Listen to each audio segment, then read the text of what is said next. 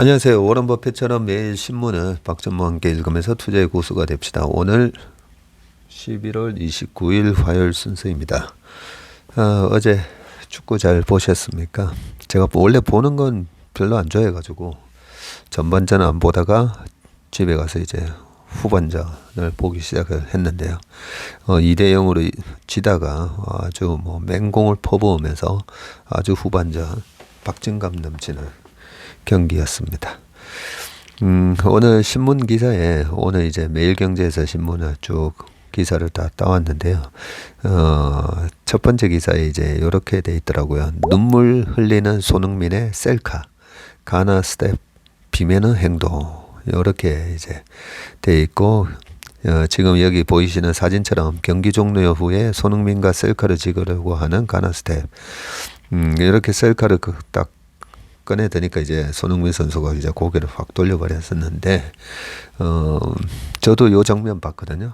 보면서 이제 제가, 저는 웃으면서, 야, 우리 손흥민 선수가 참 대단하긴 대단하구나. 저렇게 월드컵 끝나고 와가지고 손흥민 선수랑 같이 어깨동무하고 셀카 하나 찍으려고, 저런 분위기 속에서도 저 사람도 아마 알았을 건데, 그죠?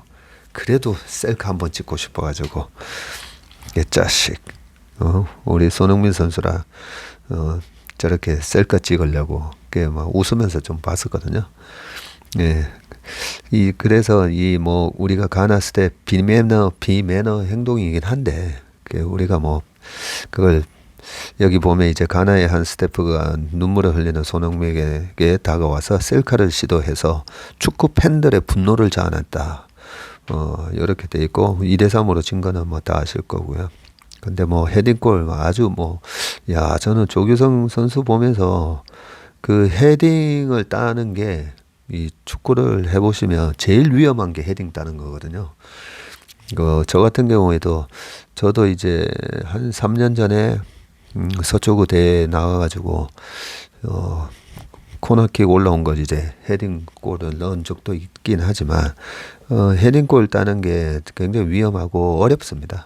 예, 어려운데 정말 기가 막히게 헤딩골을 땄고 그런 모습을 보면서 야, 거의 뭐 진짜 헤딩 하나는 정말 월클이다. 그리고 안 들어갔지만 왼발로 그 상대방 골키퍼 얼굴 쪽으로 한번 또 슈팅 날린 거 있었잖아요. 그것도 슈팅도 그렇고 우리 조규성 선수가 좀 대단한 선수다는 생각이 들었고 우리 K리그 득점왕답다라는 생각이 들었습니다.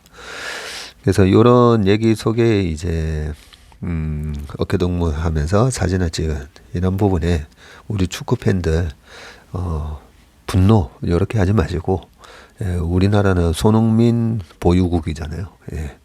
요 모습이 제가 이 모습을 보면서 어떤 장면이 떠올랐냐면 예전에 2002 월드컵이 아니고요. 그 다음 월드컵이었을 거예요, 아마.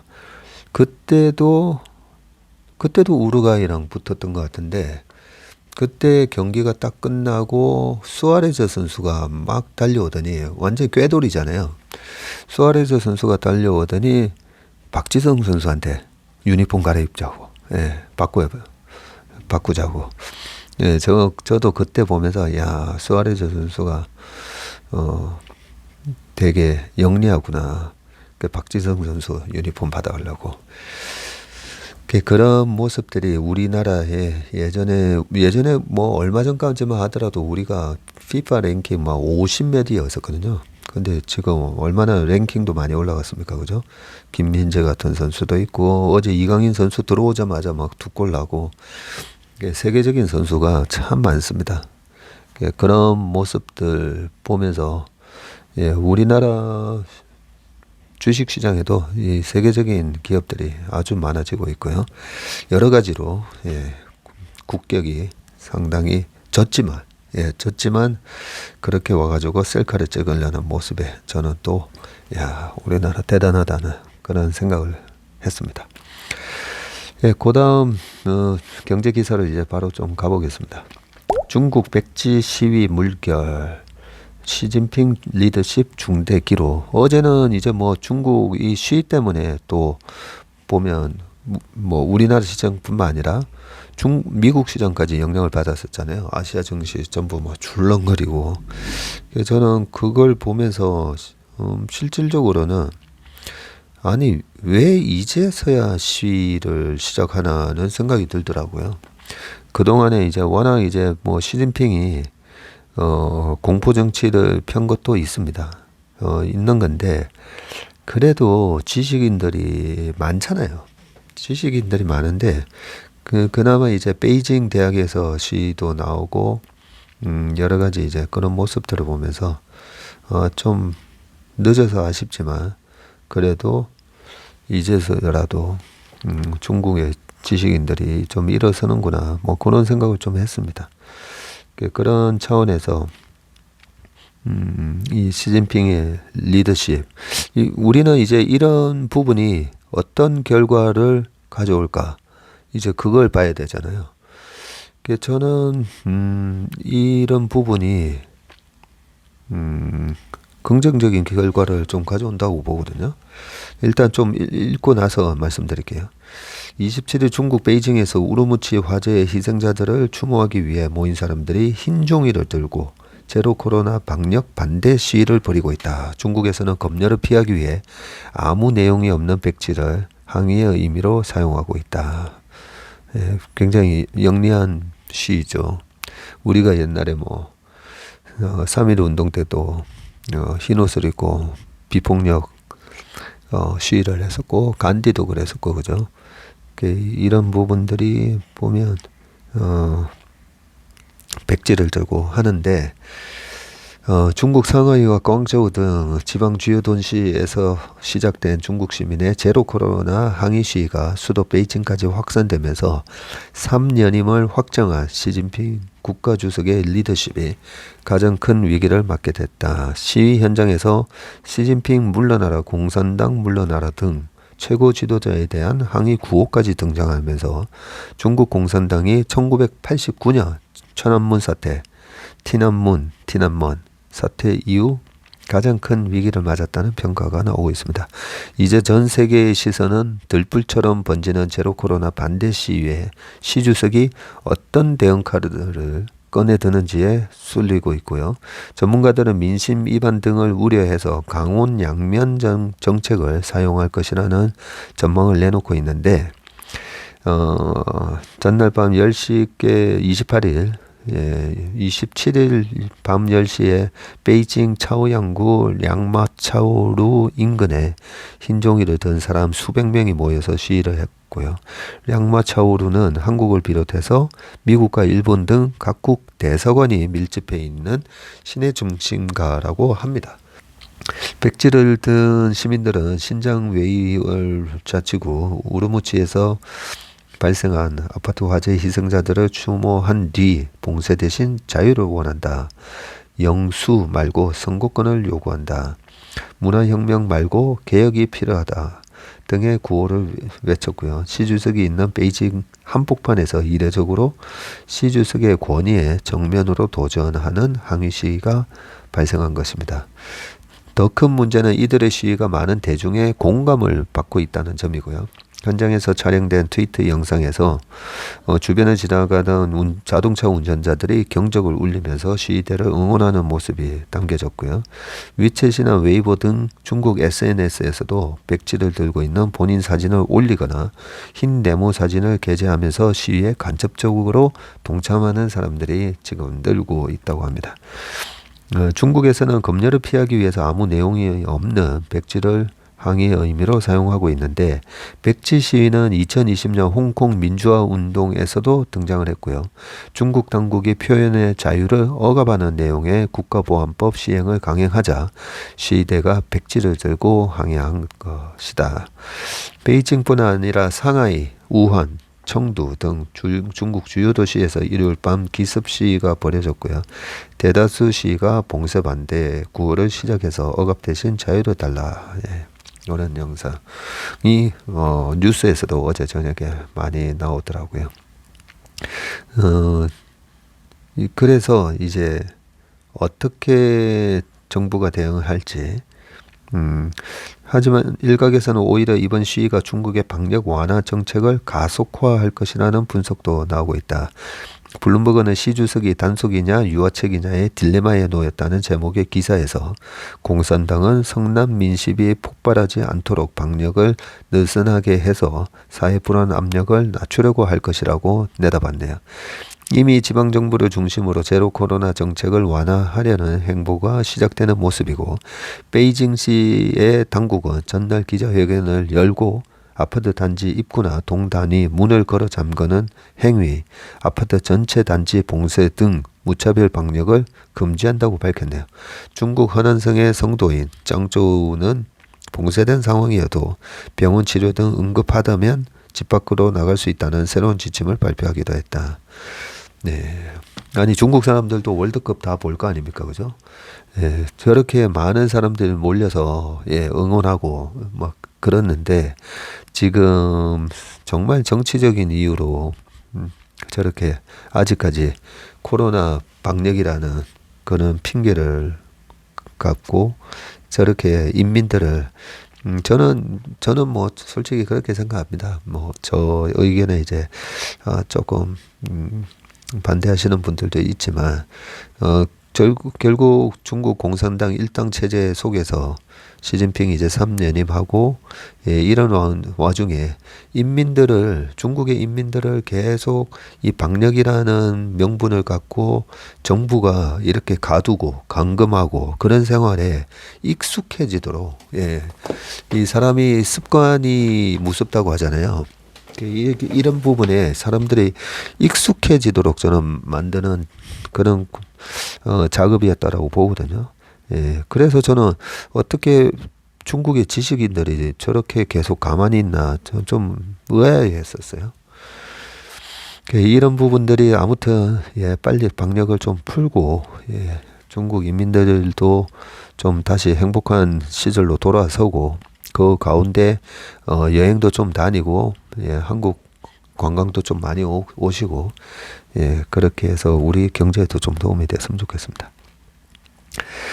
예, 중국 얘기 요거 하나만 더 할게요. 중국 공안이 야만적 언론 탄압, 영국 BBC 기자 끌고 가 폭행, 예, 요 기사도 있는데요. 보통 이제 절대 기자들은 안 건드리잖아요. 이렇게 이제 프레스라고 해서 딱 달아놓으면 전쟁통에서도 이 기자들은 건드리지 않는 게 하나의 원칙인데, 참 보면 중국 시위를 취재하던 영국 BBC 방송 기자가 현장에서 체포돼서 몇 시간 동안 중국 공안에게 구타를 당하다가 풀려나는 사건이 발생을 했고요. BBC 소속 에드 로런스 기자가 중국 상하이에서 시위를 취재하던 도중에 공안에게 연행됐고요. 이날 유튜브와 트위터에 올라온 동영상에는 로렌스 기자가 등 뒤로 수갑을 찬 채 바닥에 넘어졌고, 제복을 입은 공안 4~5명이 그를 억지로 끌어내는 듯한 장면이 확인됐고요.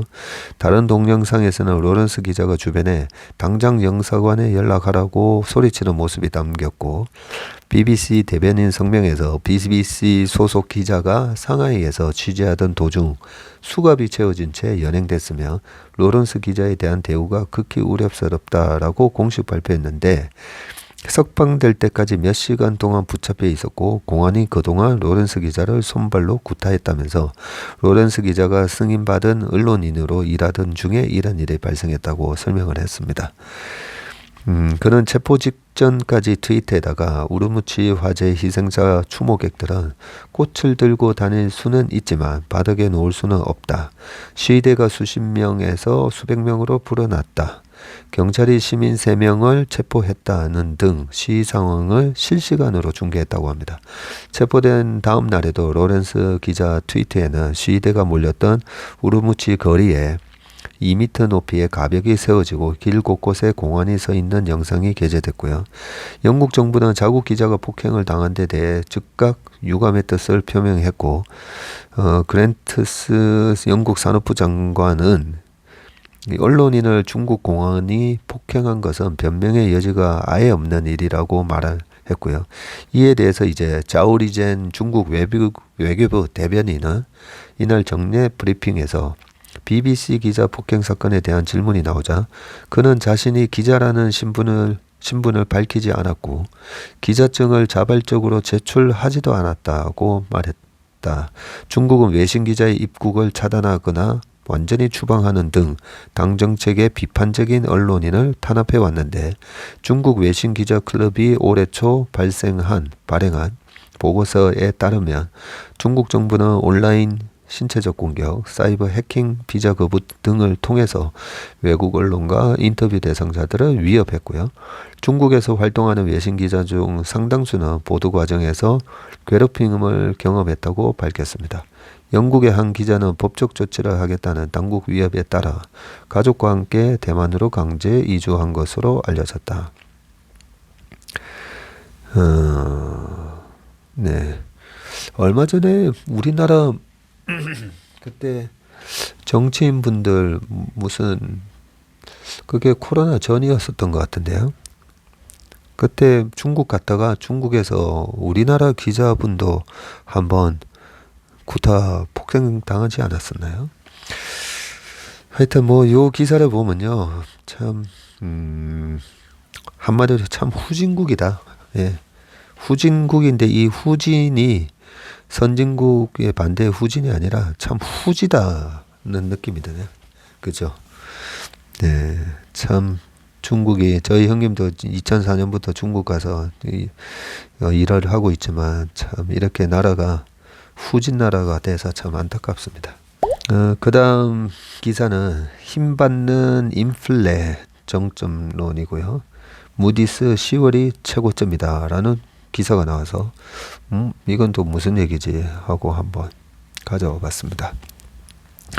올 한 해 동안 전 세계를 강타한 인플레이션이 마침내 정점에 달했다는 분석이 제기됐다. 파이낸셜 타임즈는 소비자 생산자 물가, 원자재, 식량 가격, 해운 운임 등 지표를 분석한 결과 글로벌 인플레이션이 정점에 도달했다고 보도를 했고요.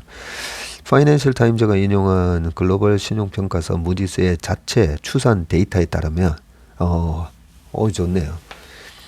신용평가사 글로벌하게 이제 3개 신용평가사가 있잖아요. S&P, 무디스, 피치. 예. 그래서 이런 신용평가사의 데이터가 되게 좋거든요. 근데 자체 추산 데이터에 따르면 전 세계 소비자 물가는 올해 10월 전년 동기 대비 12.1% 상승해서 정점을 찍었다. 세계 소비자 물가입니다.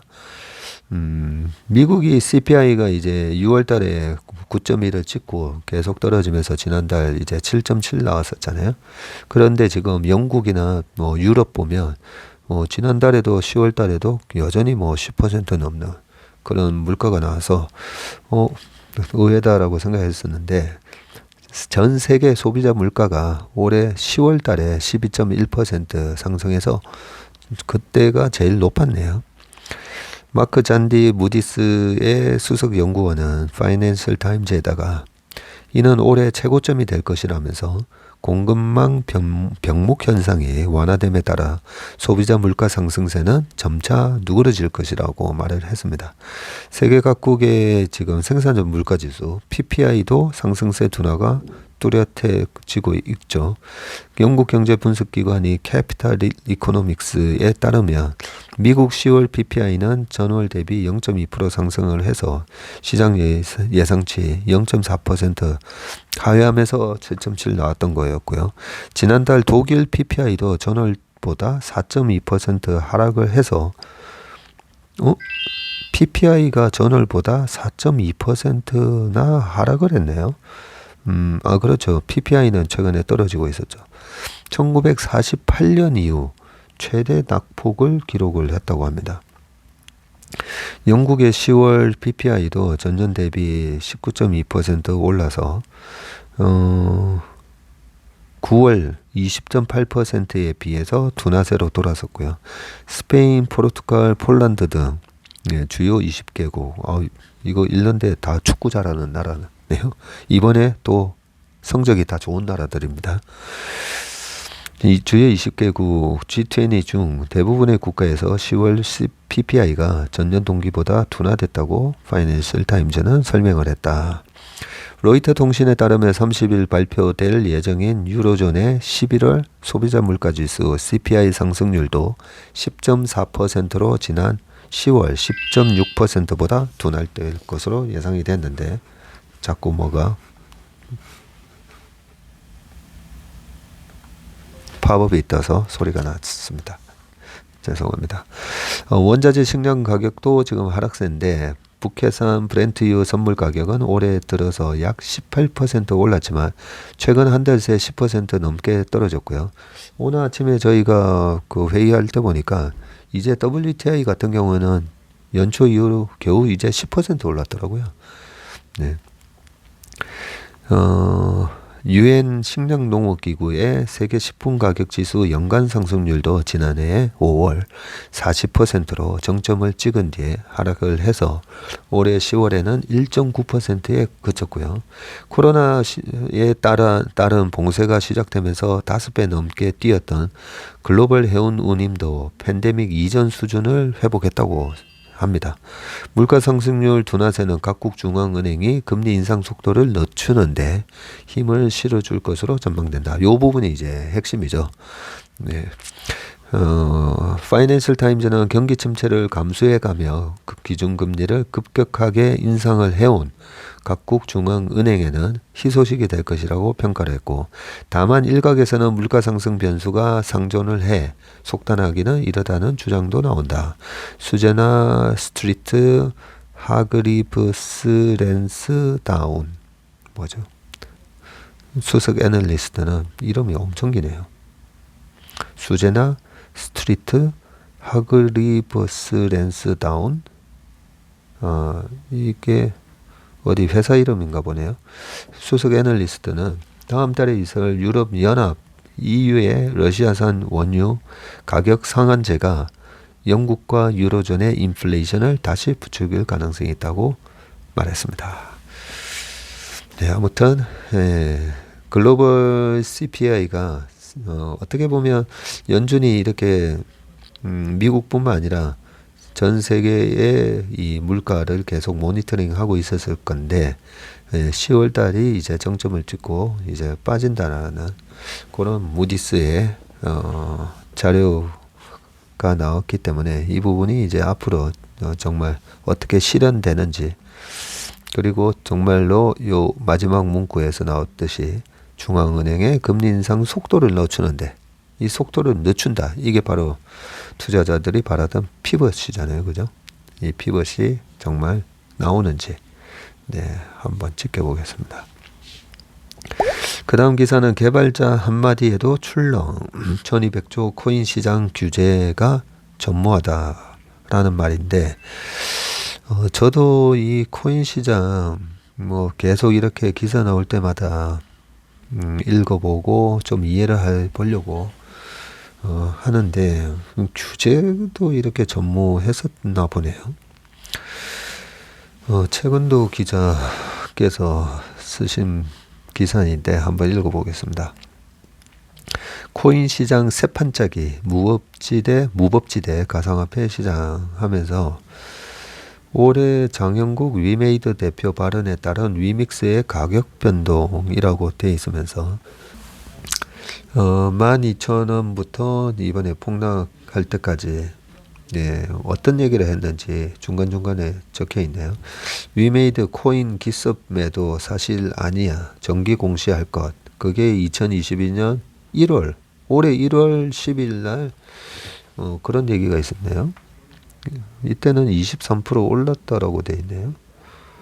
그리고 그때 이 말 한 게 그날 고점이었네요. 고점이고 그 다음에 다시 확 빠져버리네요. 두 번째는 5월 24일이었는데요.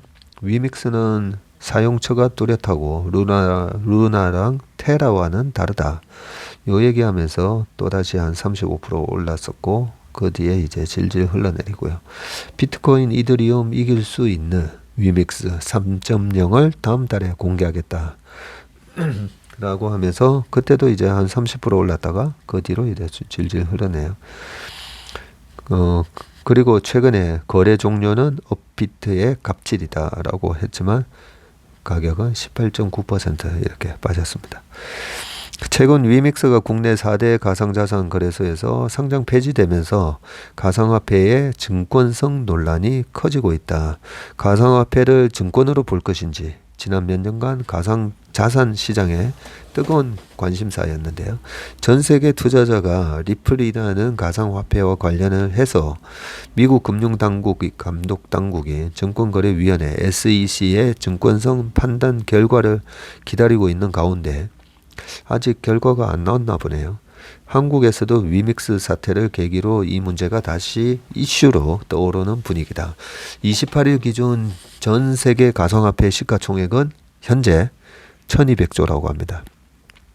이 중 한국 시장은 10조 원 이상으로 추정이 되는데 가상화폐가 증권으로 판단이 되면 현재 주식시장과 같은 규제를 받아야 하기 때문에 가상자산 시장에 큰 변화가 예상되고요.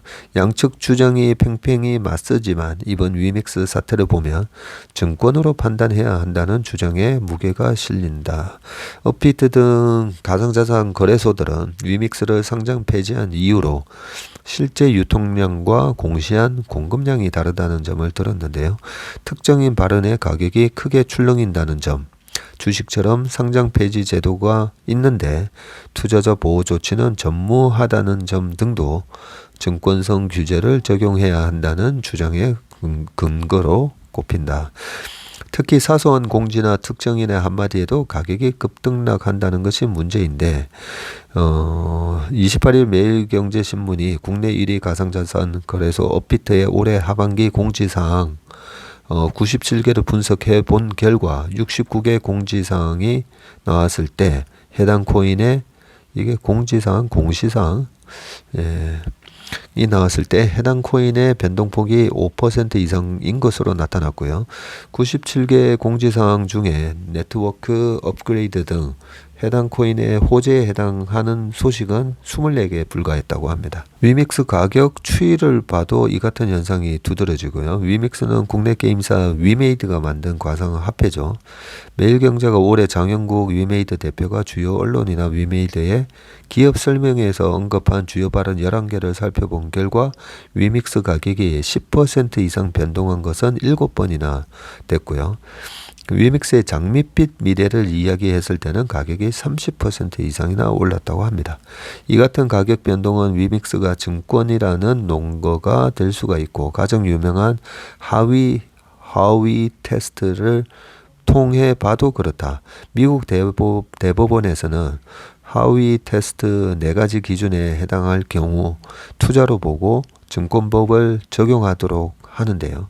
가상자산에 대해서 지금 SEC가 증권성 여부를 판단하는 기준으로도 쓰이는데 이 하위 테스트는 총 4가지 조건으로 구성된다고 합니다. 그중 4번째 조건이 수익은 투자자 자신의 노력이 아닌 제3자의 노력 결과로부터 나와야 한다는 것이다. 그러고 보니까 이제 주식도 삼성전자의 주식을 사면 삼성전자의 주식을 통해서 수익이 나는 것은 삼성전자의 임직원들이 열심히 일해서 돈을 벌어서 그런 거고요. 그죠? 또 채권도 당연히 증권인데 증권은 이제 여기 이제 시큐리티즈라고 하죠. 시큐리티즈. 그리고 증권은 화한다라고 하는 거 이제 시큐리타이제이션이라고 하는데 이제 ABCP 뭐 Asset-Backed CP라든지 ABS CP나 뭐 어떤 형태로 기업 형태로 발행하느냐 아니면 채권 형태로 발행하느냐 그런 거에 따라서 이제 ABS 뭐 Asset-Backed Security 이렇게 했을 때 그런 게 있어요. 보통 이제 매월 돈이 발생을 할 거고 그 매월 발생하는 예를 들면 이제 상가가 있다고 칩시다. 상가에서 매달 500만 원씩 들어오는데 그게 이제 10년이 계약이 돼 있다. 그러면 이 상가에 앞으로 들어올 현금 흐름을 다 반영을 해서 이 상가들을 요 한 개만 가지고 할 수도 있고요. 이런 유의 상가 10개, 100개 묶어서 그걸 하나의 이제 증권화를 시켜서 이 증권을 사면 앞으로 매달 500만 원씩 들어오는 이 렌트비를 수익으로 잡아서 그걸 배당으로 줄 수 있습니다. 뭐 이런 식으로 얼마든지 그렇게 증권화 할 수가 있습니다. 그랬을 때도 결국은 그 수익이 어디서 발생하냐? 예, 제3자 그 렌트를 들어가 있는 임차인이 돈을 주면서 수익을 발생하는 거죠. 그래서 요 네 번째 조건이 수익은 투자자 자신의 노력이 아니라 제3자의 노력 결과로 나왔을 때 증권으로 볼 수 있는 그 조건이 되는 거네요. 처음 알았습니다. 예, 이 위믹스의 경우 코인 자체 성과는 올해 다소 부진했다. 그래서 코인이 그러면 증권화 될 수가 있느냐에서 이 부분이 좀 애매한 거죠. 코인 자체가 수익을 만들어내느냐. 예. 그 그림이 아마 이 증권으로 분류가 안 되는 이유 중에 하나도 그림을 갖고 있는데 그림 자체가 뭐 일을 하는 게 아니잖아요. 수익을 만들어내는 게 아니니까. 근데 그럴 수는 있습니다. 여러 개의 그림을, 유명한 그림을 모아서 이 그림을 임대를 한다. 예, 그러면 이제 모나리자 그림을 임대를 했을 때 연간 한 500억씩 내가 벌 수가 있기 때문에 그 모나리자 그림하고 무슨 마네, 모네, 마그리트 뭐 이런 그림들을 모아서 내가 임대 사업을 할 건데 그런 부분을 증권화 시킬 수도 있죠. 최근엔 또 뭐 뮤직하우인가요?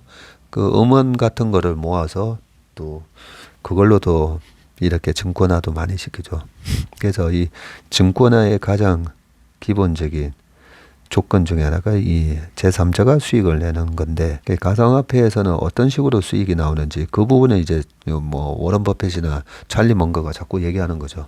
예, 옥수수 밭하고 비교하면서 도대체 가상화폐에서는 어떤 수익이 창출되느냐. 그 부분은 이제 그런 측면이 이제 증권하고 그림하고의 그런 좀 차이가 있는 거라고 봅니다. 그렇게, 예, 그래서, 예, 위믹스의 경우, 이렇게 부진을 했는데, 장 대표가 올해 초 위믹스 플랫폼에서 100개 게임을 선보이겠다고 말했지만 현재 서비스 중인 게임은 21개 뿐이고요. 위믹스의 자체 블록체인을 뜻하는 메인넷도 매초 목표인 지난 7월보다 4개월 늦은 10월 말에 가동이 됐고요.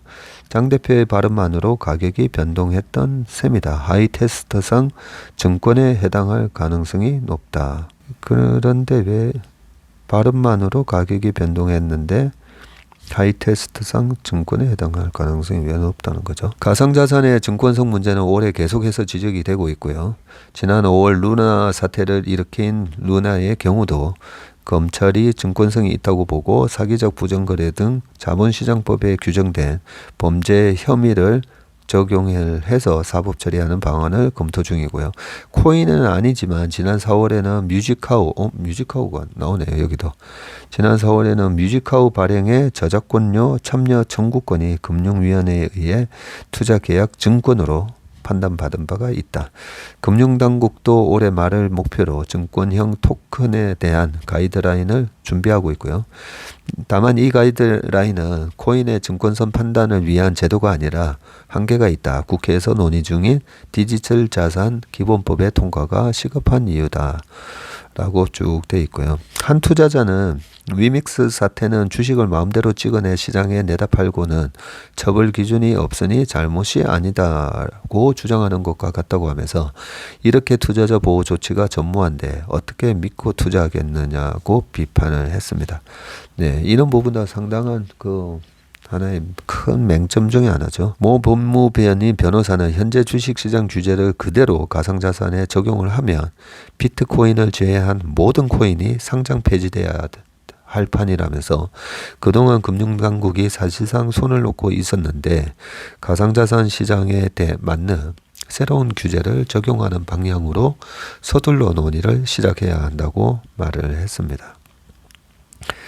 네, 나머지 기사는 읽어보시기 바라겠습니다. 마지막 한 두 가지 좀 더 있는데요. 예. LG전자 내년부터 쇼핑몰에 전기차 충전기를 깐다라고 되어 있습니다.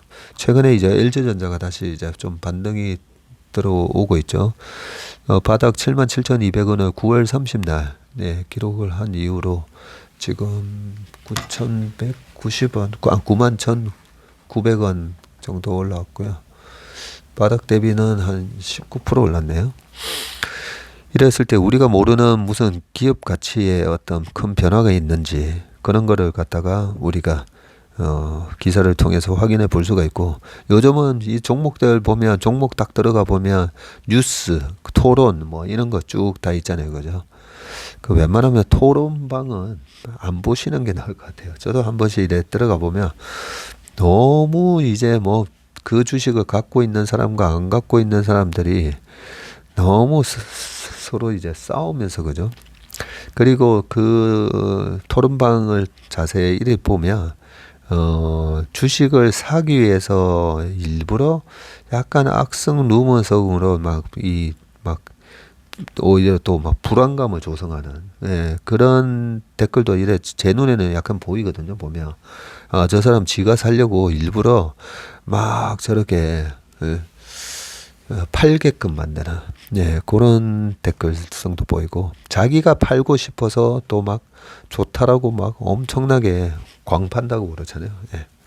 그런 광파는 사람들도 있고, 그런 거에 좀 이렇게 주식에 대한 좀 내가 주식에 이제 약간 중고수다라고 생각하지 않으신 분들은 토론방을 봐서 별로 저는 도움이 안 된다고 생각합니다. 가끔씩 보면 가끔씩 정말 촌철살인처럼 그 기업이 어떤 문제가 있는지를 딱 한마디로 이렇게 그냥 글을 딱 올리는 사람도 있긴 해요. 이 회사는 이래서 안 돼.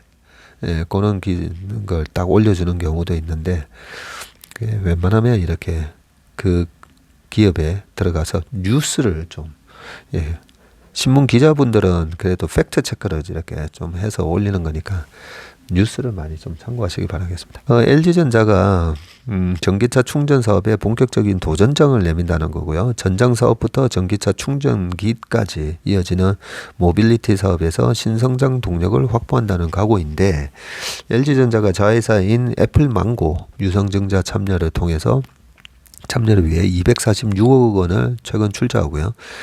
이번 유상증자를 전기차 충전 사업 가속화를 위한 자금 조달 목적이라고 합니다.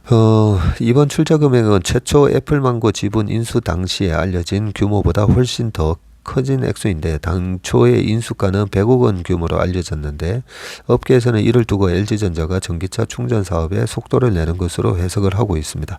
당장 내년에 충전기 시중 공급을 시작하겠다는 목표이고요.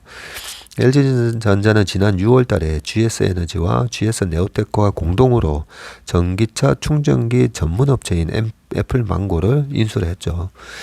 LG전자는 애플망고의 지분 60%를 인수하고 자회사로 지금 편입을 했습니다.